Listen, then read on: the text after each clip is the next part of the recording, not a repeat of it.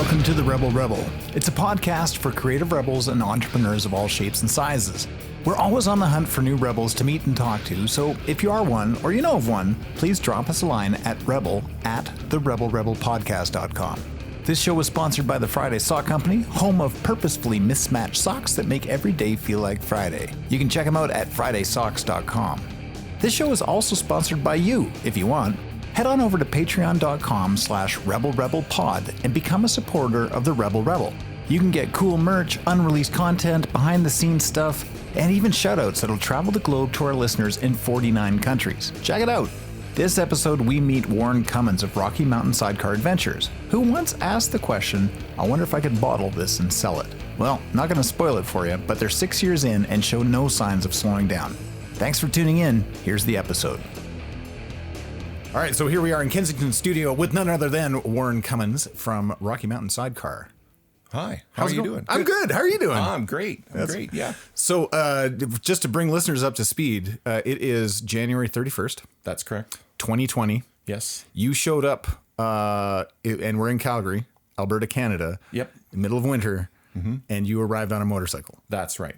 The sidecar. That's amazing. It was a good ride. It wasn't too cold, so. Yeah. So the motorcycle's parked out front, Yeah. which is amazing. And it's so fun to see people's heads turn when you're riding, hey? Yeah, this time of year, it's a pretty big double take, actually. And some people are waving all over the road, like the vehicles are weaving. Right. Because they're not paying attention. They're busy watching me instead of watching what they're doing. So crazy. I have to be double conscious of what they're doing. So yeah. Yeah.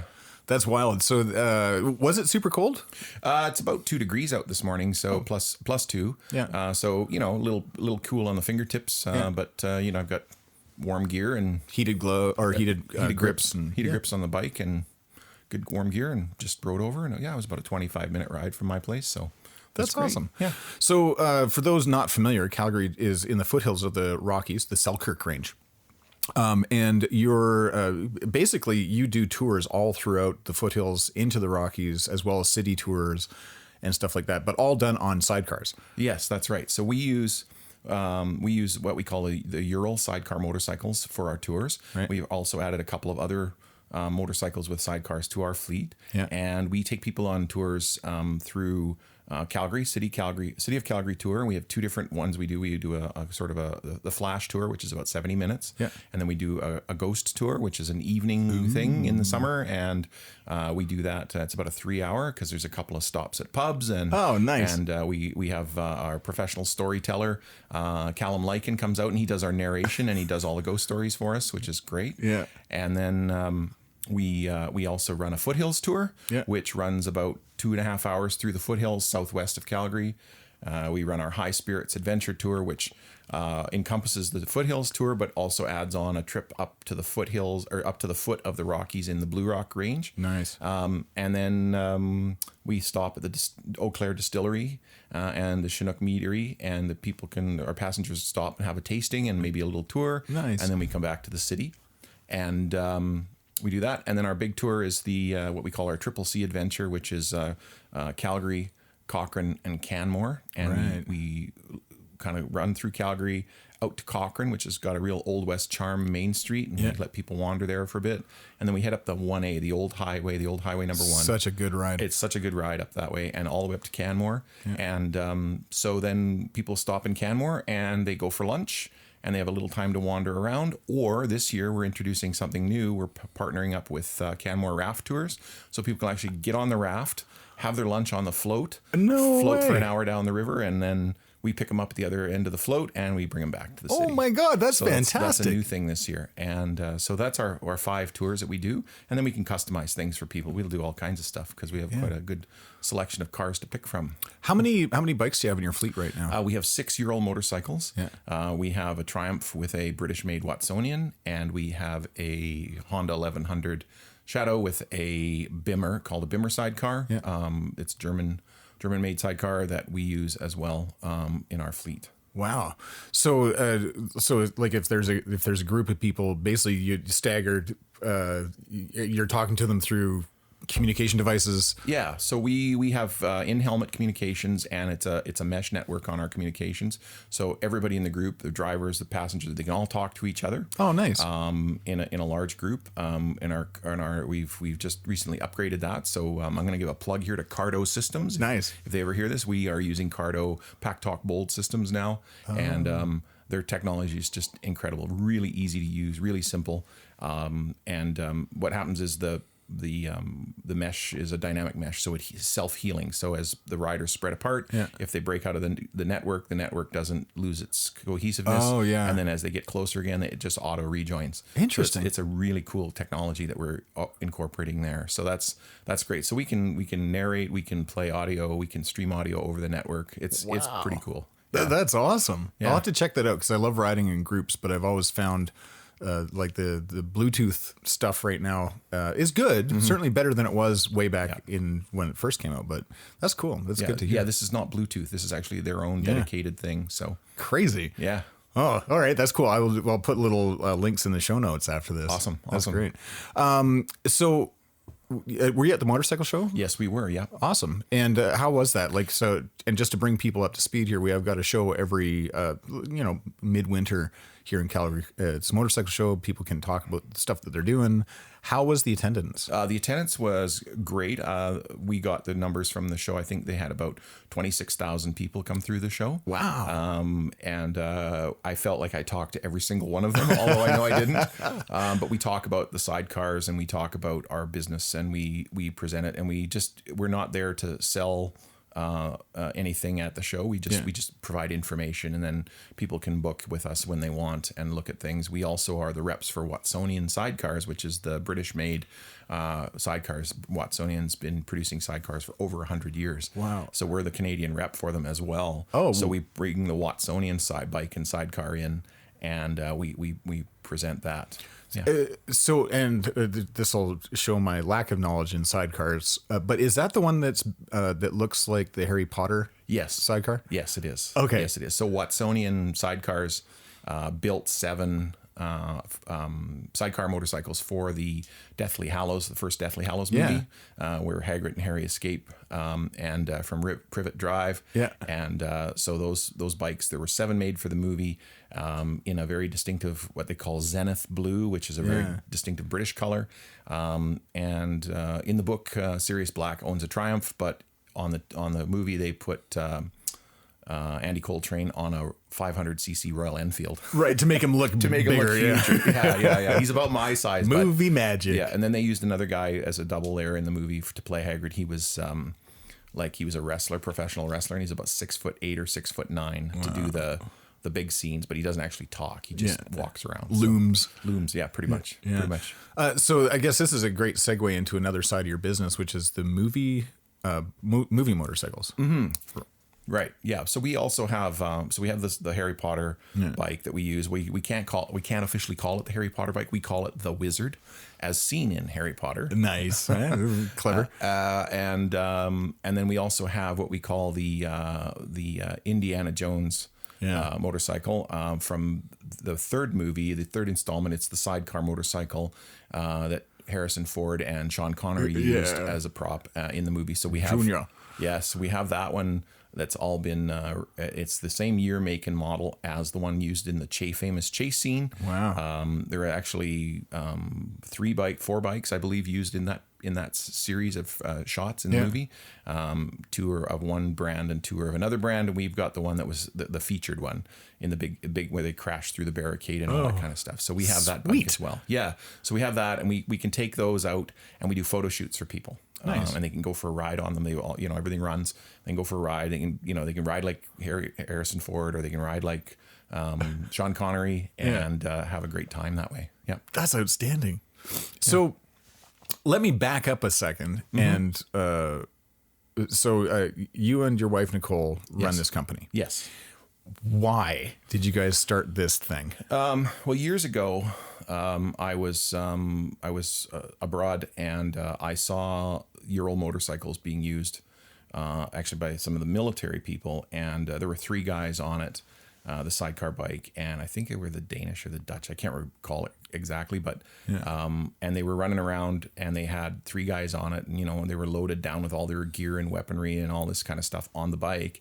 And I thought, geez, I got to get one of those one day. And I'd always been familiar with sidecar bikes, or knew of them, but I'd never really done any homework. Yeah. And so finally, in 2012, Nicole and I decided that we would look at a sidecar motorcycle. I'd always kind of wanted one. I rode from the time I was a kid. Yeah.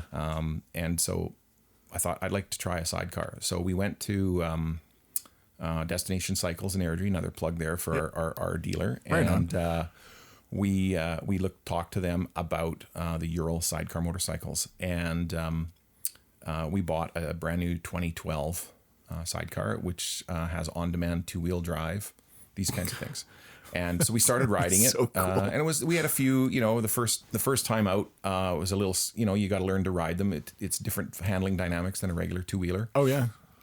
So, and then of course Nicole was riding as well, who she wanted to learn to ride. And so we got the sidecar. And then one day I was driving into work. I was sitting in the parking lot looking over. My parking lot kind of faces the mountains, and I was sitting there looking over across the mountains and realized that I wonder if I could bottle this and sell it.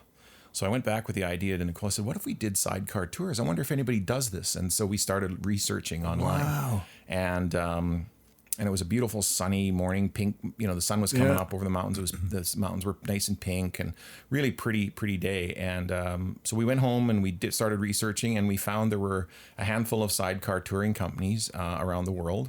At the time, there was one in Jasper, actually, which we were completely unaware of. And the one we actually connected with first was Cape Sidecar Tours in Cape Town, South Africa. Really? And we started messaging back and forth and getting ideas and just started spitballing. And Tim from Cape Sidecar Tours was just really, really supportive and very helpful to give us information. That's so cool. And then as we rode, we've learned that the sidecar community, people that have sidecars and run in the sidecar community, in particular Urals, for some reason, they are the masters of motorcycle hacks and tricks and they just have all kinds of innovative ideas for doing different things and very supportive and a very friendly group. They're not, as sidecars, you can't go as fast as a 2-wheeler, and people slow down, they enjoy the road, and they look around and they laugh, and everywhere you go with a sidecar, people smile at you when you're on the road. That's wild. So we started developing that idea, and then we started doing the research into how do we get this into a business, and where can we get more sidecars, and how do we do it? So that's how we started. Crazy. So how many years in are you now? We are into our 6th year now. Wow. Yeah, 6 years. That's awesome. So, and your season starts about when? May 1st is our ride season, usually, and we run to about October 15th. That's when our peak tourist time is in Calgary. Yeah. And so we start to see tourists about May 1st. The Australians come in early May. It's their sort of fall holidays and time. And I don't know how many we'll see this year, but with all that, which is unfortunate. But that's our time, and we kind of peak out sort of end of June right through to about middle of August. That's our sort of peak time. Yeah, awesome. Yeah. And how have you, so I have so many questions. So do you work with Travel Alberta? Yes, we work closely with Travel Alberta, with Tourism Calgary. We have developed those relationships over the last few years. Yeah. We're a partner with Tourism Calgary as a business here in the city. And we have done, we've done what they call fam tours or familiarization tours for people that come and they're from other places, travel bloggers and travel writers and these kinds of things, folks that come and they want to experience it. We do that. This year we attended the Canada West Marketplace for the first time in Vancouver. Where we, or in Richmond, I guess, and where we met with buyers, all the buyers from around the world who come and represent all the big companies like Expedia and TripAdvisor and the wholesalers. And so we met with, I had 50 10-minute appointments in a day and a half. It was like speed dating for travel agents. Oh my God. So we have to do our pitch and our presentation, and we present rates for them, and we put that forward. And hopefully they come back to us looking for, time on our bikes and business with us. Yeah. Wow. Yeah. And how have you found sort of growing this business? Because like I'm assuming the first year is like it's all discovery, it's all brand new. Yes. But coming into your 6th year, you've got to know a bunch of stuff. You've created those relationships. What do you see the trajectory of your business being? We saw. And this has been my experience in having worked with other, small business and entrepreneurs. They say year 5, you're going to see a bit of a blip, a peak. Yeah. And then it'll sort of level off for a bit. And then around year 12, you'll see another really big spike as business goes forward. Yeah. With our business, because it is novel, it is new, we are still sort of catching that first blip. We're still on the cusp of that wave, I think. Right. Yeah. It's been an interesting journey because, as you said, the first year you do your homework. You dig into things. You ask a lot of questions. You have a lot of blank-faced looks at people when they talk to you in acronyms and things in the tour business.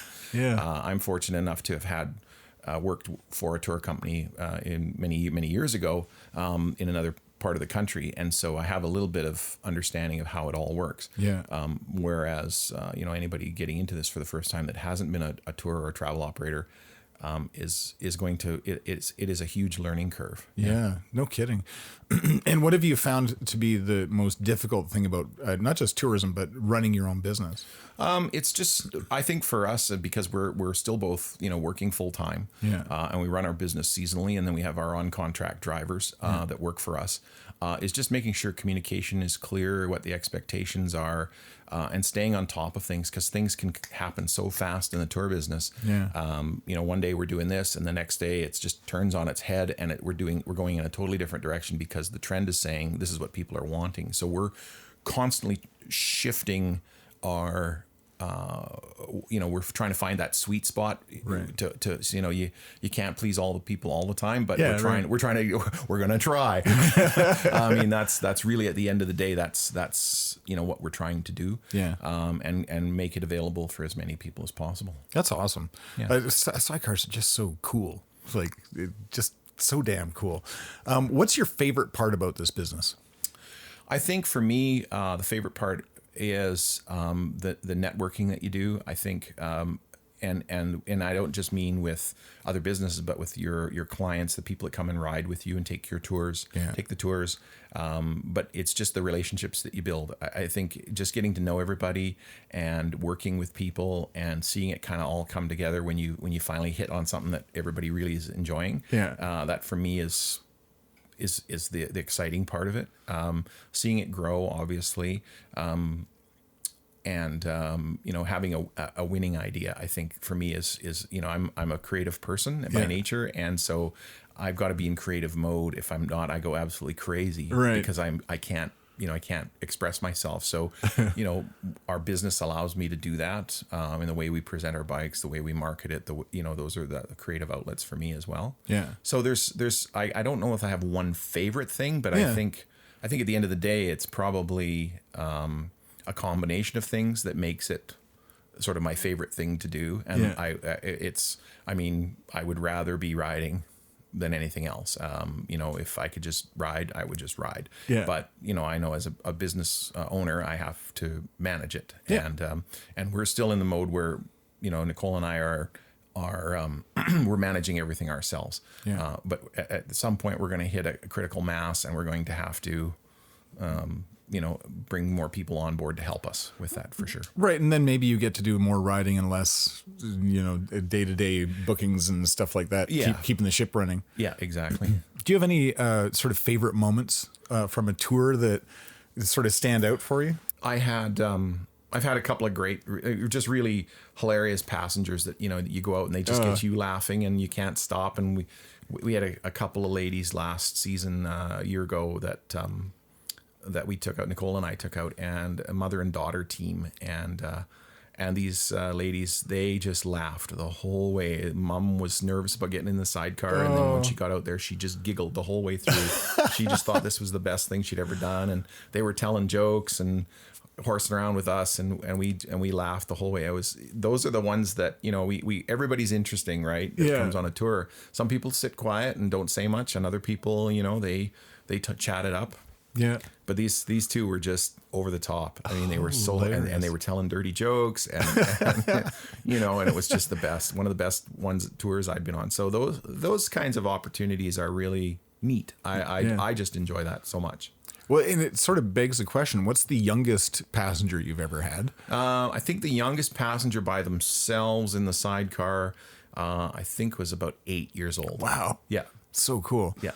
And I asked that because when I was growing up in Ontario, my uncle had a motorcycle with a sidecar. And I remember, man, I must have been like 6 or 7 or something like that. And I remember being in the sidecar. Then I remember sitting on the tank of his bike, anyway. And what's the oldest? 96. What? 96. We had a fella in the sidecar a few years ago at the Nanton Air Museum who had been a motorcycle dispatch rider in World War II. What? And he says, I want to get in. And we didn't take him for a very long ride, probably 10 or 15 minutes because we were doing rides by donation to support the Bomber Command Museum in Nanton. Oh, cool. And he got on the bike with us and I took him for this ride and he says, I don't think I'll ever get in a bike again. He said, and I hadn't been on a bike for a long time. So he said that was pretty interesting. And he said, thank you. And that's cool. So we've had lots of seniors go out and with us. And we've had, like I said, 96 is our oldest, but I'm pretty sure we've had people in their late 80s, early 90s with us that, nobody asks their age when we get on the sidecar. Right. They just get in and they go. And yeah, sure. Sure. Yeah. And so speaking of which, are these things comfortable nowadays? Yeah, I mean the sidecar, like the Ural motorcycles, still have the they're basically a copy, a Russian-made copy of a World War II BMW R75. Right. The R75 originally was a really big, beefy. It had 2 gear ranges, reverse. It wasn't meant for speed. It was it was a field bike. And the Soviet Union at the time got a hold of the bikes or the plans. We're not sure how it quite happened. There's different theories about it. Yeah. But they ended up. Stalin himself actually funded the plant. It was his kind of pet project. Wow. And during the war, I was told they produced something to the tune of 9,000 sidecar bikes. For the Russian military, and they used them out in front of their tanks as reconnaissance vehicles to spot for their tanks. Jesus. It was pretty intense, and there's some crazy pictures, and you see fleets of them, like 500 bikes in a picture, and they're all lined up, and all the soldiers and everything. Oh my God. It's pretty amazing. And so Ural's taken that and they produced for the military, and then in '53 they started pushing the bikes out to the public as an alternate form of transportation. And so in the Soviet era, and then another company along the same time was called Kiev Motor Works. They produced what they called the Dnieper motorcycle after the Dnieper River. And they were produced as well. And so they look very similar. Again, it's a copy of a copy. And about the same time, the Chinese started producing a sidecar bike called a CJ750. And they used them for military. Wow. And they all use the boxer, horizontally opposed twin cylinder boxer engine. And so everybody's has tried the boxer engine. Even Harley made bikes for, and they called it the WLX, and it was a boxer engine for World War II. They never actually saw any action. And I think they made 1,000 of them, and they never went into service, but Harley actually produced a boxer engine at one point too. So everybody's tried it with some with more or less success, but of them all, Ural is the only continuously produced boxer engine still in circulation today with a dedicated sidecar. That's all they produce. Wow. All the other sidecar companies that have produced a unit with bike and sidecar are no longer producing. Wow. And if you look at the Ural, like the one that you've got parked out front here, what year is that? That's a 2018. Right. And I would suggest to you, dear listeners, that if you were to look at one from 1950 and one from like last year, they look almost identical. They do. They look very close to each other. It's just that, the newer Urals have fuel injection. They have Brembo brakes, Sachs shocks, Ducati ignition systems. I mean, they've borrowed things from all over the world. Wow. But the power plant is still that Ural power plant. 2019, they upgraded the power plant and they redid the top end of the engine. So throttle response and everything is just incredibly good. Wow. They're a 750cc bike with a sidecar. So they're not designed for speed. They still have that appeal as sort of a novelty thing, as a soldier's bike, if you will. But with all the modern tech on them. So And you could go shopping. you can go for groceries. One day my wife came home with a 6-foot Japanese maple in a flower pot in the sidecar. I said, "Why did you do that?" She says, "Well, it wouldn't fit in the car." Okay. Well, that makes sense. Yeah. So, she come home with a tree. But I mean, whatever, like you can use them, take your dog, take your friend, pick up groceries. I've seen guys haul lumber. I've seen guys haul Christmas trees. Jeez. You name it. They do it with their sidecar. That's hilarious. Yeah. And all year round, I suppose, because with the, As long as it's warm enough to ride and the roads aren't too icy. I mean, some guys like to get out in the snow. I mean, the nice thing about the Urals is they do have a 2-wheel drive on demand, so you can flip the final drive and engage the sidecar wheel, and it's direct drive. So crazy. But you got to have something to slip, otherwise you end up sliding all over the place. Yeah. So, Awesome. yeah. This is so wild. Hey, sorry for the interruption. It's me, your host, Michael Dargy. I just want to let you know that you can help support this podcast by becoming a patron at patreon.com/rebelrebelpod. And for a couple bucks a month, you can help make the show even better and get access to some cool merch and behind the scenes content. Anyway, thanks. And now back to the show. Towards the end of every episode, I like to ask entrepreneurs, what advice would they give other entrepreneurs or entrepreneurs in waiting? I call them rebels in waiting. Sure. People that are, want to start their own thing or are like maybe in their first year or two and struggling. What advice do you have to help them over the hurdle? Well, if you're working, don't quit your job. Fair enough. First of all, that's the first thing. You got to have a steady means of income when you're putting this all together. Yeah. It's going to take a lot of hours of research and work. Do your homework before you ever spend a dime. Make sure you ask questions. Make sure you research, and then if you're not sure, check it again.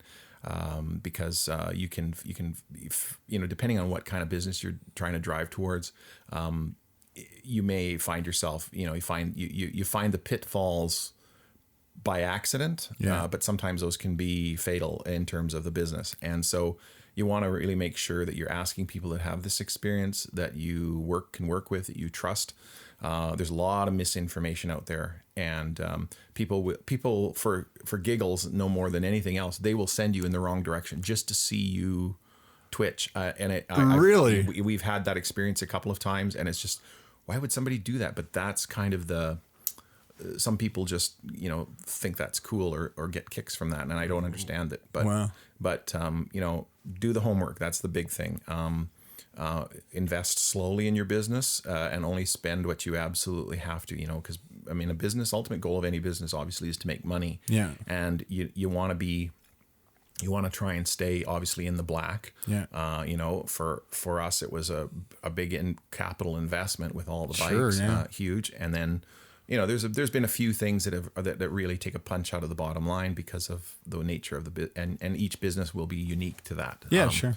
So, research, ask the questions, find the people that are successful and what's the not improvisation is the sincerest form of flattery in the entertainment business. Right. Copying somebody else's ideas is the most sincerest form of flattery. And that is really true. Take a really positive business model and use that as a basis for your own, but you have to develop your own thing. It's not, sure. It's got to be totally unique that way. It can't be, a clone. It's got to be, borrow ideas, rip other people off. It's okay as long as you're not ripping them off. If you know what I'm saying. Yeah. So you got to take the, stand on the shoulder of giants is one way to look at it. Right. Art is all, borrowing ideas and then adding your own flavor to it. Absolutely. Yeah. Absolutely. And that's important. we had some very, very good advice from some of our people that have kind of mentored us along the way, and so we recognize that, and we very much appreciate it. That's great. But we didn't, we tread very carefully to make sure that we were doing it right, and so we had a solid. We built a foundation slowly and one brick at a time. Yeah. I think sometimes people fall into the trap of they're going to build this and suddenly it appears and there's nothing to support it, or right, and it collapses and they don't understand why, and it's just because the foundation hasn't been laid properly. Yeah. So I guess having a long-term plan is a huge part of this, right? Yes, like we review year to year, and then we also have a 5-year idea. We're into our second. We've kind of come through our 5-year plan model now, and we're pretty much where we wanted to be after 5 years, and we're looking at the next 5 and seeing where it's going to go and what we're going to do. Nice. That's really important, and being cautious, like I said, treading very carefully, but you have to be willing to take some risks. You have to really be able to balance it in your mind, and if and sometimes the opportunity suddenly sticks itself into your nose and you just go, guess I'm doing that. My plans have changed because the opportunity is there, right? And that's important to recognize as well. And I guess I think you bring up a great point, is that being able to recognize opportunity and jump on it when it's the right one. Is like being open to that, that experience is huge. And sometimes timing, everything's just about timing. Right. And just being in the right place at the right time. Sometimes I wouldn't say we've gotten lucky. I don't think there is really such a thing. I think we've been fortunate to just put ourselves into a position where we are open to suggestion and ideas, and people have given us lots of pointers and feedback, and our clients are as much of that, as anything, because the people that ride with us, lots of them are business people, lots of them have past experience in various aspects of business that we're unfamiliar with or still learning about. So and our business model is a very simple one. It's not a complicated thing. I think that's probably another great bit of advice, is keep it simple. Keep it simple and go with what works. And if it's working and people are happy with it, don't change it. Use what works. If you see that people are starting to get, it starts to get old or it starts to get stale, then refresh it. But if it's working, keep it going. Sometimes people can be over creative and they tweak things to the point where it loses its charm, it loses its appeal. Simple is good. Anybody can make things more complicated, but it takes a real genius to simplify something complex. That's amazing. That's Einstein theory in there somewhere in there. That's awesome. So. I have a box beside me that's been lingering. And inside this box, sir, are some socks from our sponsor, the Friday Sock Company. Oh. So because it's cold out, I'd like to give both you and Nicole a pair of socks to help keep you warm. Cool. And these are ethically made, purposefully mismatched socks. So I pass that over to you, and that over to you. Oh, crazy. Right. So each so one is bacon, one is eggs, I think one is like boats and airplanes, but they're such a fun company and they're a great sponsor of the show. That's awesome. Yeah. Wow. Help keep you warm. Yeah, no, that's great. I like that. I've never had a pair of. I have lots of mismatched socks, but I've never actually gotten a pair of them before. That's awesome. On purpose. On purpose. Yeah. On purpose. That's kind of how we sometimes, Nicole and I, feel about each other. We're kind of mismatched. Oh, that's so cute. But we're a pair. So there it is. Yeah, a good pair. Yeah, you guys are awesome. Thanks. I'll put all the links to all your stuff in the show notes, so people know where to find you. But maybe just drop your website for us. Sure. Yeah, it's RockyMountainSidecar.com or sidecartours.ca, depending on which way you'd like to look at it. Yeah, cool. Yeah. Easy to remember, easy to find. Thank you so much for coming on the show and bringing your motorcycle down in the dead of winter. No problem. Hopefully it's warmed up a little bit more. It'll be a much nicer ride going home. Awesome. Thanks so much, Warren. All right. Have a good one. You too. See you.